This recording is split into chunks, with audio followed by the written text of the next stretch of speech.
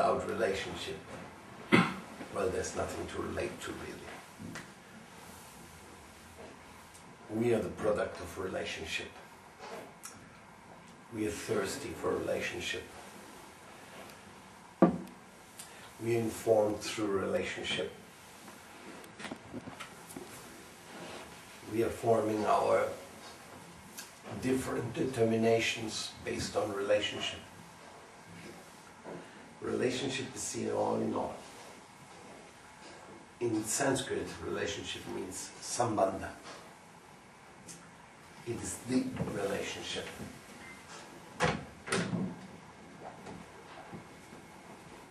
Relationship, there's the eternal relationship, it's called nitya sambandha.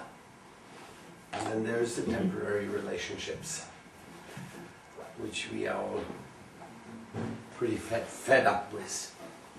Even though we still have some hope sometimes in the one or the other relationship, that it will bring us some sustenance, some product. So what is the vision of your mission? To discover the real relationship. That is the real meaning of human life. You cannot realize the soul without knowing who and how the soul is supposed to relate to. All types of relationships within the realm of matter, they are futile because they are torn apart by the very laws of nature.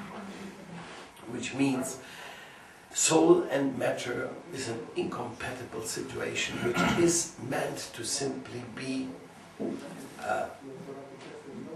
eliminated by the very cause of the laws. So therefore, we shouldn't be in illusion, should not be in that confusion that the relationship in this world of matter will give us that fulfillment our soul longs for. So what is the real mission then? It is to see who deserves to be loved and how we can learn to behave in such a way that we also deserve to be loved. What is a relationship without love? Not something very palatable. Even the torturer has a relationship to the victim.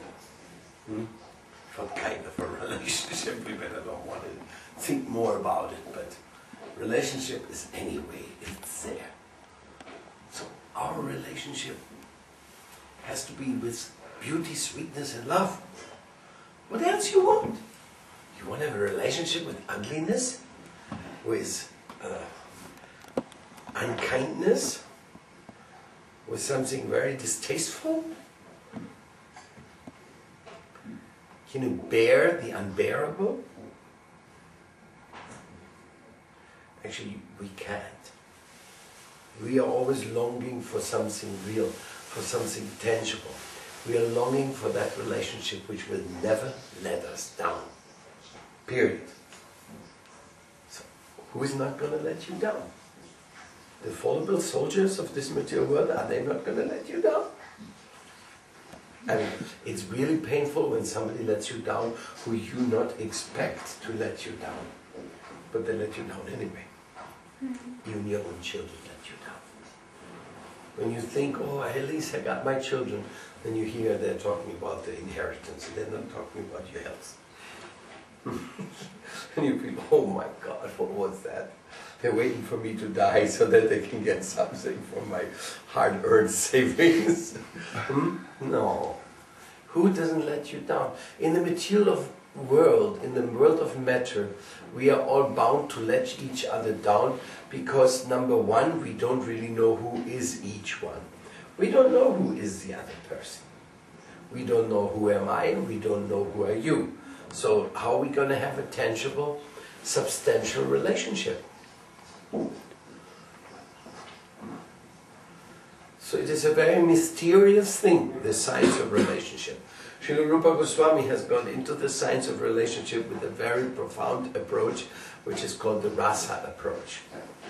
He has shown that rasa is really the correspondent substance for meaningful relationships. And that within rasa we will find neutral relationships, sambandha gyan, of the neutral relationship is the universal love, positively disposed towards each and every one, not to be inimical towards anyone, but seeing everywhere the Lord, the energy penetrating and being part of the one. So then how can I have a hostile attitude towards anyone? Increasingly that stage of Shantaras develops into what we call Dashyaras, which is a more intense disposition of making oneself available to the other in a service mood. And this service mood is so wonderful, it will bring about like such a sustenance, such a substance as a permanent, pleasant service relationship. In Dasyaras, we will find that the person is a very happy servant of the Lord. And he's a servant of the servant of the servant. He's a servant of all. So in that ras, in that let's say in this taste, in this specific taste, he will feel that the meaning of my life has been fulfilled, since I can find a service to the transcendental reality. In other words, Dasya Ras, it is a relationship of service within the realm of divinity. It is not just some concocted type of service in the material world, but it is something I serve you because you are my Lord. And I serve you, and I also serve you devotees. I'm very happy serving you devotees. I can serve the servant of the servant of the servant of the servant of your devotees, and I will feel even increasingly fulfilled. That is the degree of intensity of real service. Not only I'll do service, but I'll do service to the servant, to the servant, to the servant of the servant of the servant of the servant of the truth. This is how auspicious and how fulfilling it is. It is not something, yeah, I'll do service if the boss calls me, otherwise don't bother me. No, that's not the truth. The truth is not prestige, the truth is service. The truth is in itself a fulfillment in service. That's Dasya Ras. When you feel fulfilled, you're doing what you want to do. You don't long for anything else. So this is very high. Some people are servants of the Supreme Lord, like the servants of Lord Jagannath. One time there was a gentleman, he was a bit lucky. So they asked him, what are you doing? He said, I want to serve the highest. And he was working as a farmer. He was a simple peasant. Simply were going out on the street, on the field, and he was doing all kinds of activities in the cultivation of the land. And he didn't own any land, so he was working for a landowner. So in this way he was serving, and he was really feeling, oh, I'm such a lucky guy. I am producing the food. I am part of the production of the sustenance of others. So I'm really serving the greatest of the servants. So in this way, his Samindar, his owner of the land, he was very happy to have such a surrendered servant. And one day, the tax collector came. And as soon as the tax collector came, the Samindar became very humble and fell at his feet and gave him all kinds of invitations and facilities. And finally he brought out a big bag of money and handed it over to the tax collector. And the servant of the Samindar, he was there, he was witnessing this. He says, I can't believe it. I thought I was serving the greatest man on earth, the one who's producing all the food. Now he's so humble, he's just serving this tax collector. Incredible. I think I should serve this man. He must be more important than my boss. So he went over to the tax collector, says, I'm looking for a job for the most important person I know. I think you're the most important person I've ever seen. Could you please be so kind and give me a job? And the tax collector said, okay, I need somebody to take care of my animals when I stop somewhere. So I was just looking for somebody like seriously serving like you. So he told him, come and join me. So he left the Samindar and went with the tax collector. And they went all over, and he was so happy because everybody was offering so much respect to his boss. Everybody was coming, oh, tax collector, oh, you're so nice, oh, you're so kind, take this, eat this, do this, do this. And so because he was, so that you don't get too much on their case, no? So in this way, they reached the capital city, and there the big boss tax collector went to report himself to the finance minister. And he had a servant with him because he was helping him carrying all the goods and so on. So the tax collector went and offered to the finance minister all his respect. Says, this is all what I collected and the taxes, and he was behaving, worshipping him. And the servant was with a big mouth. He's much more important than my boss. No, I should serve him and not this guy. I want to serve the most important one. So he said, okay, let me serve him. So in this way, he asked the minister if he could help him in anything. And the minister said, oh, I was just looking for somebody who can help me organize some things. I really needed somebody. So since you have come with the tax collector, you must be a trustworthy person, and therefore I think I will employ you, and that will be very good, and you'll be also happy to serve such an important person as the minister, right? So he became from a peasant, he became to the servant of the tax collector. So he was very, very proud, very happy, and he was thinking, now I'm serving the most important person in the world. Then the next moment the king called. Please, Minister of Finance, come report yourself. And he took the servant with him just for organizing some of the files he was carrying for reporting.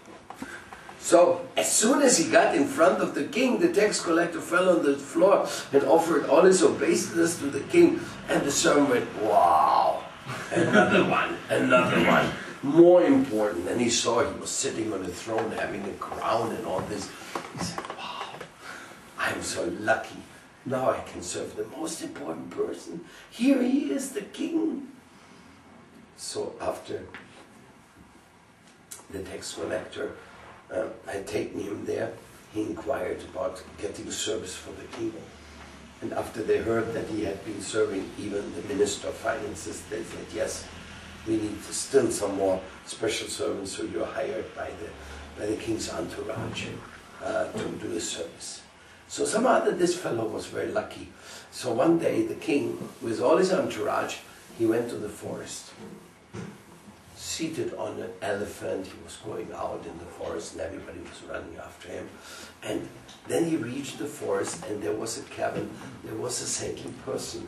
He was living in a straw hut. And the king got down from the elephant and offered his obeisances to the man in the straw hut. And our servant, he was just like, no, no, what is this? Not a top guy, he's going down to this, the guy doesn't even have nice clothes. No, I think I'm getting a bit confused here. So, after the king withdrew, had gotten the blessing of the saint, and went back to his kingdom, he just didn't go back, he stayed behind. And after everybody was gone, he approached the saintly Vaishnava who was living in the straw hut. And he was telling him, please Vaishnava, can you give me service to you? I have made up my mind that I will serve the most important person in the world. I don't want to do any second-class service. I just want to serve the Supreme. Could you be so kind and give me some service? And the saint was laughing, service? I don't need any servants, you know. I'm doing my japa here. I'm so happy. And you see, even the people coming here, they want to get some blessings, you know. But, you know, I'm very happy here and like this. But no, the servant said, you cannot reject me. Everybody has accepted me. I'm a good servant. I'll be doing a good job. I can clean the cabin. I can fix the roof. I can bring some fruit. Come on, please, give me a chance. No, the saint said, don't disturb me, you know. I'm just happy to be here and do everything, just what is required. But I can see that you are a very lucky guy, you know. You really want to serve the Supreme? I got a solution for you. You go to Jagannath Puri. And there you do service for the servant of Lord Jagannath. Because they are the direct personal servant of the Supreme Personality of God. So if you do service to them, then you will be doing service to the Supreme Lord and you never have to change again because He'll be the Supreme Personality of Godhead forever. So, under the guidance of his new spiritual teacher, he went there and he became a servant of Lord Jagannath. And in this way he passed the rest of his days very happily. So in one way or another, Dasya Ras is a very significant decision in life. It's a rasa of being a servant and not being the master. As long as we want to be the masters in any type of relationship, we are disqualified from having a relationship. Because constitutionally, we are not the masters. Constitutionally, we are the servants. And if we do not want to serve, if we are rebellious, and we want to somehow or other lord it over others, then we will be utterly rejected finally. We lose all the great potential of our sincerity when we want to lord it over others. So it's very important for us to understand that we are here to be a servant. But within the context of Srila Rupa Goswami's teachings, like I was just saying, he was the Rasacharya. He said there's the 5 principal tastes and mellows of relationships. They are much more intensified one after the other. So after Dasya Ras, which is in itself a very pleasant thing, and you can see people like Arjuna, they are also servants, you know, serving Krishna in so many ways. Of course, then there's many others, Raktak Patrak, they are the servants of the Supreme Lord. But there is something more intense, and that is called friendship. Friendship is heartfelt friendship, this being for you, being confident of you. Means to a servant you don't say everything, but to a friend you will reveal certain things of your heart. So a relationship based on friendship, that is really something very unique. So in the relationship, in the Nitya Sambandha, based on friendship, we will have such an incredible reward. I mean, can you imagine the Supreme Personality of Godhead Himself granting a loving relationship to you in the form of a friendship? Knowing what He wants to do, including you. You know, a friend, you're always concerned with a friend. Where's my friend? How's my friend? What is his plan? Can I help him? Can I be part of it? A real friendship. In this world, real friendships are very rarely to be found. The Priyanarmashakas, the very intimate friends of Krishna, they know everything about his plans. They are very much included, and they are making, like Sri Ram, for example, he's one of those Priyanarmashakas. So he knows, and even in his meeting with Radharani, he is such a confidant that he's being included in making the arrangements, etc. So in this way, the intimacy of the loving relationship in friendship is much more intense than in the mood of servitorship. So in this way, there's a blooming of a lotus flower, and the closer it gets to this soft emanating shine of Krishna's lotus face, so the corresponding feelings are also blossoming. So after the friendship, there's still a more intense level of relationship, which is the parental relationship. Now, Nitya Sambandha means an eternal relationship that is of that character that you can actually choose which ones you like, where you feel the most inclined. I mean, you can't have several at the same time. Doesn't make sense. No, you have either this or either that. But yet there is a need for a relationship. In the relationship with the Supreme, let's say in the realized platform of the soul will feel very attracted to one particular relationship with the Supreme, and will take shelter of some of the devotees who are in full love with the Supreme, whose Nitya Sambandha has already been manifest in the perfect level of the Siddhadeha in the spiritual world. It is already totally manifested. So if you feel that very strong attraction to one of the associates of the Lord in his particular rasas, then your service and your mood will also go in that direction. So for example, Mother Yashoda and Nanda Baba and all them, they have a special relationship with our little Krishna. And there's an incredible sweetness and an incredible care. I mean, as a matter of fact, whenever we hear about the stories of Krishna and Nanda Maharaj and Yashoda Maya, there's always teasing going on. There's always some kind of hiding and seeking. And Mother Yashoda, did you eat mud? Krishna, no, Maya, I don't eat mud. How do you get such an idea? It's impossible. And then she looks into his mouth. Naughty Krishna, come here. I know you do these things, you know. And Balaram said, Balaram is just a liar. You shouldn't listen to him anyway. And so Mother Yashoda. But then she looks into Krishna's mouth and she sees all of the universes in his mouth. So Krishna's very special. And his teasing of Mother Yashoda and Nanda Baba, and he's always saying, Nanda Baba is very serious, you know, he's the father, you know. So he's saying, Krishna, we are doing this today. And Krishna says, oh Baba, don't do this again. What do you mean don't do this? Little boy is telling the father to do or not to do. You may crack this glass, won't you? Oh, Isn't there a glass? Cheers. Here are there. Please go inside. I just want to avoid to you the disaster. Okay? Come here, Mahar. It's a nice seat. You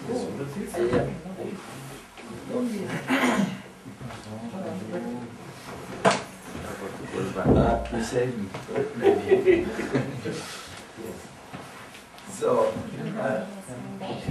So please, concentration. So, Nanda Baba, he's always coming up with these very serious ideas because he's not only father, on top of it, he's the king. And little Krishna says, oh, Baba, I don't think this is the best. Well, what do you mean it's? Who are you? You're just a little kid. Yeah, maybe, but you know, Baba, this is not good. Don't go away from Vrindavan. You stay here, this is the best. The best place of all is Vrindavan, isn't it? He says, yes, Vrindavan is the best. So why you want to go somewhere else, no? Like this. And so many others. And then sometimes Nanda Baba is trying to understand something, or is trying to explain something about Krishna, and then they're talking amongst the parental feelings, people like Sunanda and the others. And they say, who's this Krishna? You know, he is a little bit strange, don't you think so? He's not behaving like a normal boy, is he? And Nanda Baba says, you know, I have to confide something in you. Just after he was born, I counseled with Gargacharya.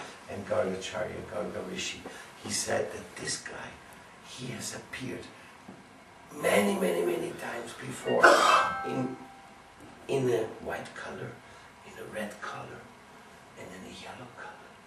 And this time, he is coming in a black color, and he can save the whole world. And I said, wow, Garga Rishi said that. Incredible. That is Krishna. So they're enamored, they're talking about him, but they can't believe. Because last but not least, Krishna is so small, you know. How can you imagine somebody so small to be so important, you know? When you're big next to him. So, anyhow, the love which is there between Yashoda Maya and Krishna, this is another story, you know. And also, Yashoda is always trying, Krishna, you better behave yourself. Because if I allow you to go on as naughty as you are, you'll be spoiled. And then everybody's going to blame it on me. So Krishna, stop it now! And Krishna said, Maya, come here. Did you do what they said? No. Me? No way. Huh? I'm totally innocent. But they say you go to the neighbor's house and steal yogurt. Maya, how much yogurt we have in our house? How are you going to say I'm going to cook? And they say you also find the yogurt, even if they hide it, the butter in the yogurt, but they cannot hide it because somehow or other they say your body shines and then you find it everywhere. Oh man, yes, this is just, they just make these stories up, you know. You know, these women in the village, they always talk too much, you know. So, no. Yasoda said, Krishna, I don't think they lie. I think you are not speaking the truth. Yeah, me? I'm your son. You must trust your son.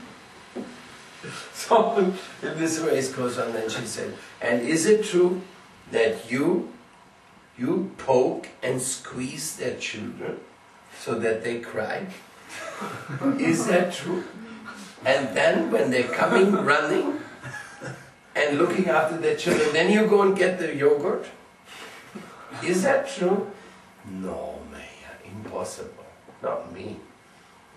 Or you mean your friends are doing that, no? You mean you squeeze the children and your friends get the yogurt, or how is it, no? No.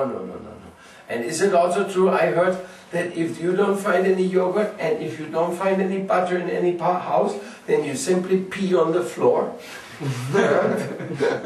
Is that true? All these things they have told us. No. So in this way, Yashoda and Krishna, they have a big time. She trying to educate him, but he's very naughty. And then as soon as he lies down, Mother Yasoda says, finally he went to sleep. Finally. Look, like an angel, no? He's lying there in the bed with a little Krishna face, yes. Oh, he went to sleep.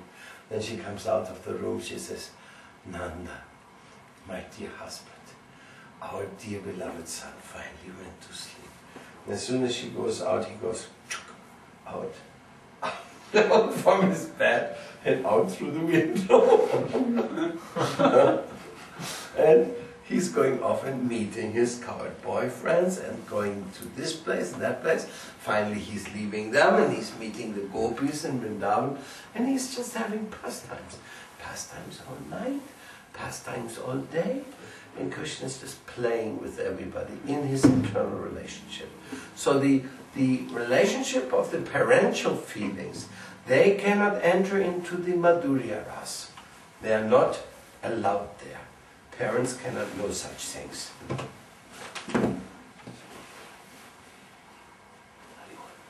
So, very important that the highest of all the rasas, Srila Rupa Goswami explains, is the relationship of sweetheart relationship, when the devotees fall in love with Krishna. And that is much more severe. You know, when Krishna is in trouble with Mother Yashoda, this is easily taken care of. And with his friends, well, he hardly ever has any run-ins. So otherwise, but when he's getting close to the gopis, that is very tough. The gopis and Krishna, they have an absolute sweet relationship, but it's also very serious. No? And if Krishna is not coming on time to meet Radharani, you should see the gopis, how they get very annoyed. And Radharani is also very annoyed if Krishna doesn't fulfill what he says. So in this way, there, as a matter of fact, Lord Krishna says himself that the chastisement of the gopis, that is the sweetest of all mantras he has ever heard. He really loves it, he rejoices it when somebody, like the gopis out of full love, they scold him. Krishna, not again. You are just a debauchee. Just see. You promised Radharani to be on time, and what did you do? You went out and talked with Chandavali for 1 hour. Very nice. And you think that is a way you're going to have a relationship? No. No, this is over and out. No? So you can do anything you want, but with Radharani you can't meet again. And Krishna says, no, don't say that to me. It's not possible. I was just held back. I mean, my love is with Radha unconditionally, eternally, so don't tell me I can't meet her anymore. Vishaka and Lalita says, that's the message. You better get it. You won't meet her again.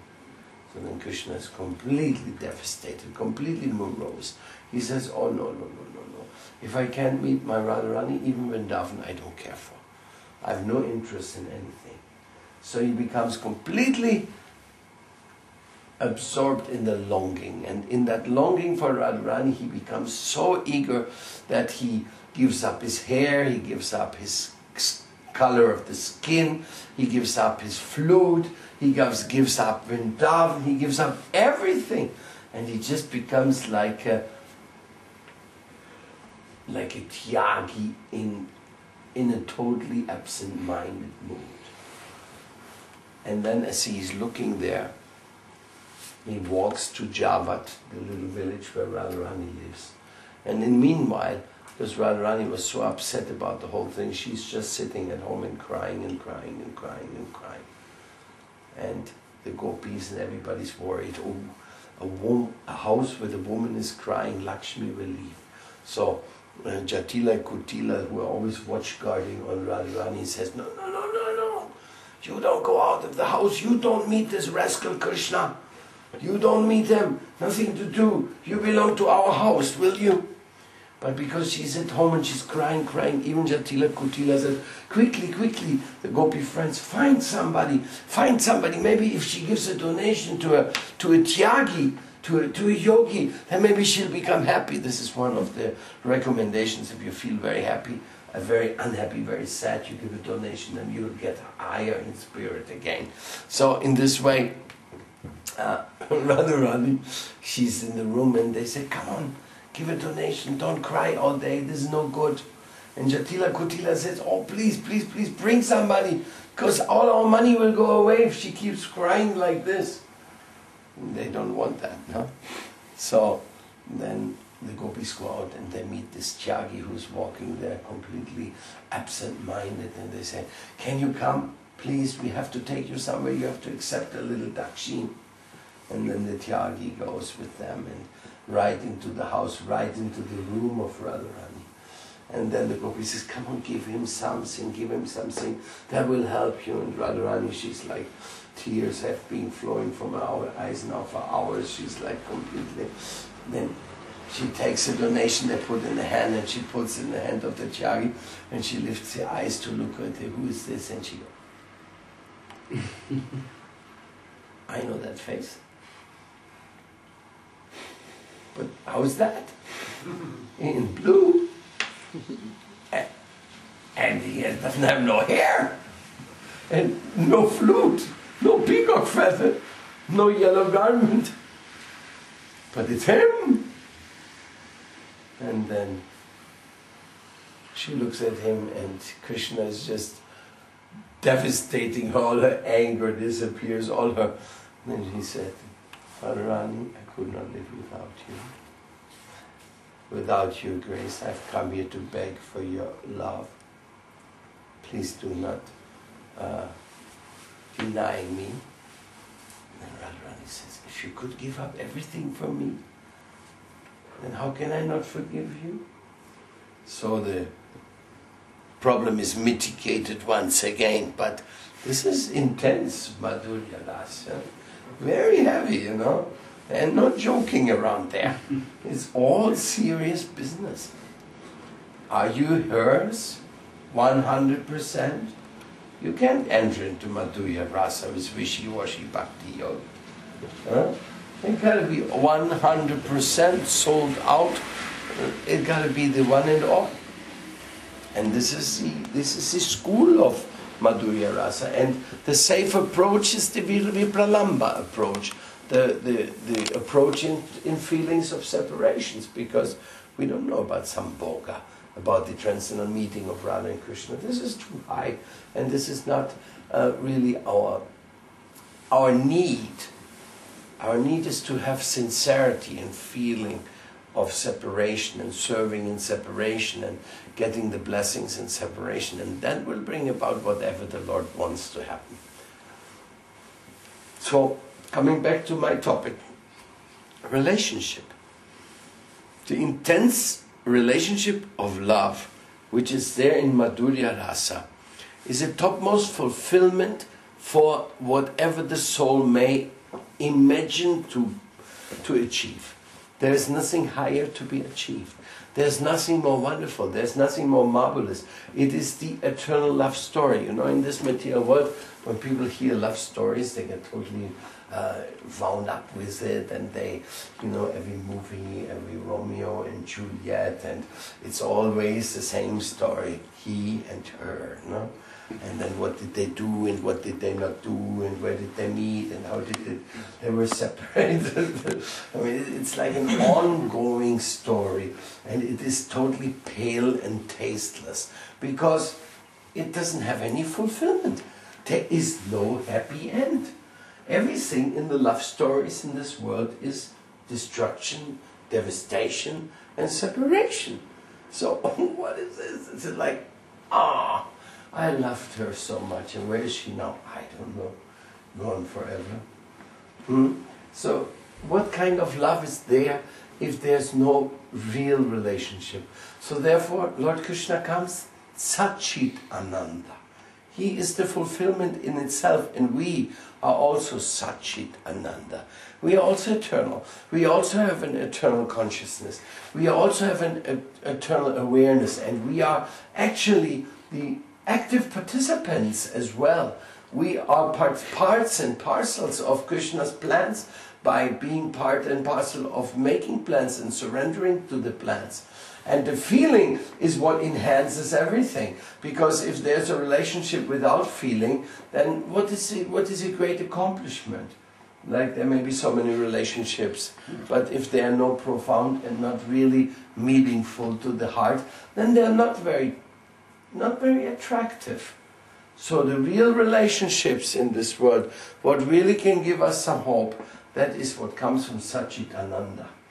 In the realm of eternity, knowledge and bliss, there the relationship can become substantial and can become purna, or fulfilled. Unless they are there, we try to substitute in the material world Sat, Chit and Ananda with so many foolish attempts. I mean, it's like that history fills so many encyclopedias of how human beings have tried to substitute Sat, eternity, Chit and knowledge and so-called love. And it hasn't come out very much. It is almost, you could say, it is simply disgusting. The attempts to finding love without God, this has been just one of the big shams, one of the biggest difficulties.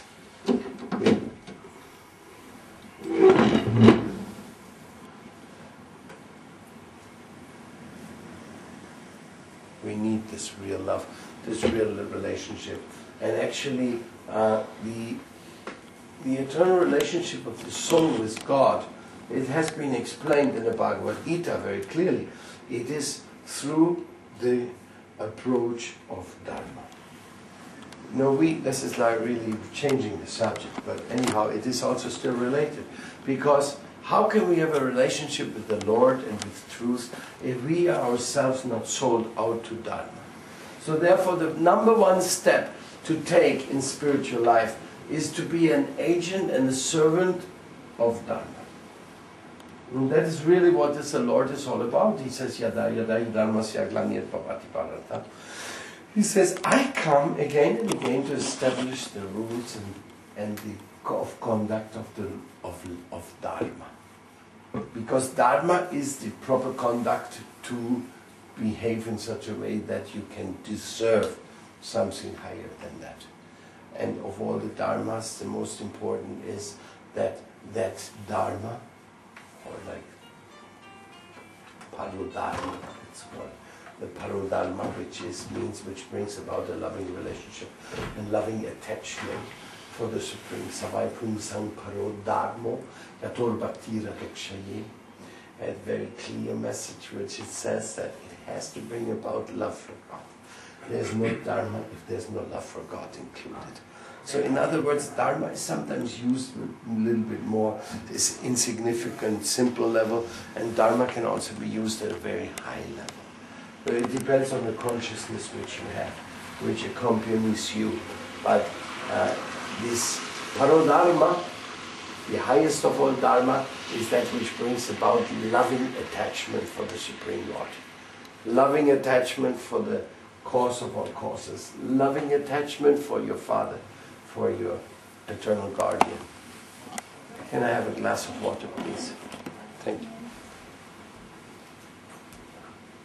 So, relationship is all. You have to study the science of relationship, and you have to question yourself, what's my relationship with others? And in Chaitanya Mahaprabhu's movement, you have a very good thing to do. Your relationship with others is telling them about the love for God. If you do that, if you behave in such a way that you always encourage others in the path of loving God, then your life is definitely fulfilled. It's very wonderful. Then you have something really, really wonderful. Because otherwise there's no way.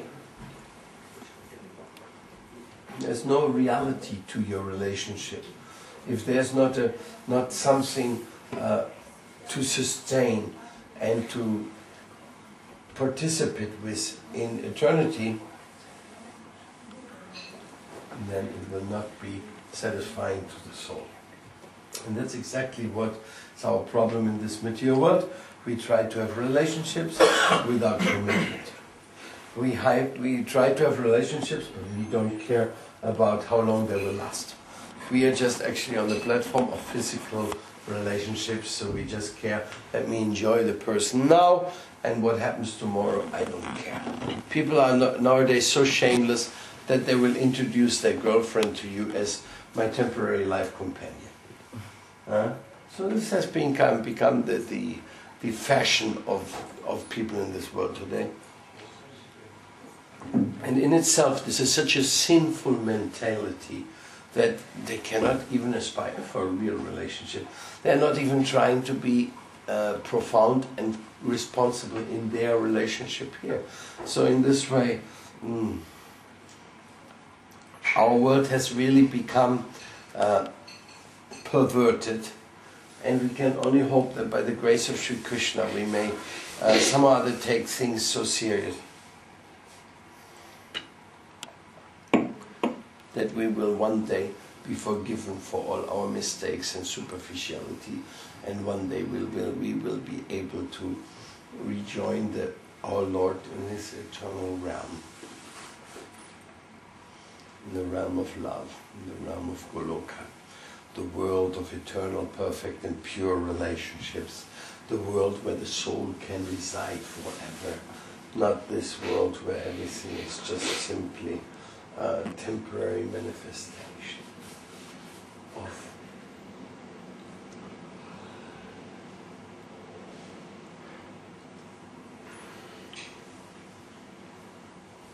a temporary manifestation of all the illusions which we have created by our mental aspirations. So we can configure any type of illusion.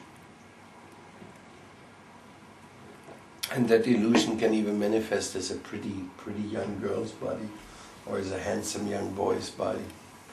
But it withers away in the wind, in between of your hands, and from that latest concoction of yours, the only thing will be left is an old lady, curved back with a stick, saying, "Yeah, how are you?" And the only thing left of that beauty which you concocted to make it the goal of your life. There's no beauty in this world which is permanent. And there's no sweetness. And there is no true relationship if Krishna is excluded.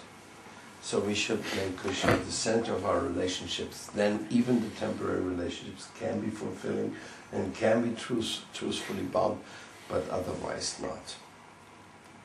Otherwise it will simply be another reason to end up frustrated. So some of you have not taken prasadam. You came a little late. It's time for taking prasadam. Thank you very much for giving me the chance to speak here in Syam's house. Have a nice coming together and hearing these beautiful kirtans which we were just listening to. And now please have some nice prasadam, and the next days we're going to try to intensify our commitment here with our service to Srila Prabhupada. Because our relationship with Krishna is through him. Because we know he is with Krishna. That's for sure. Yeah. Paramadvaiti Swami Maharaj Gurudev ki Jai. Srila Prabhupada ki Jai. Radha Rani ki Jai. Shri Krishna Bhagwan ki Jai. Hari Bol. Nosotros cantamos, ay nosotros cantamos de corazón, porque queremos algo linda, porque queremos algo linda y nos gusta el son, ay arriba y arriba, ay que me gusta ni me gusta el corazón, con corazón, con corazón.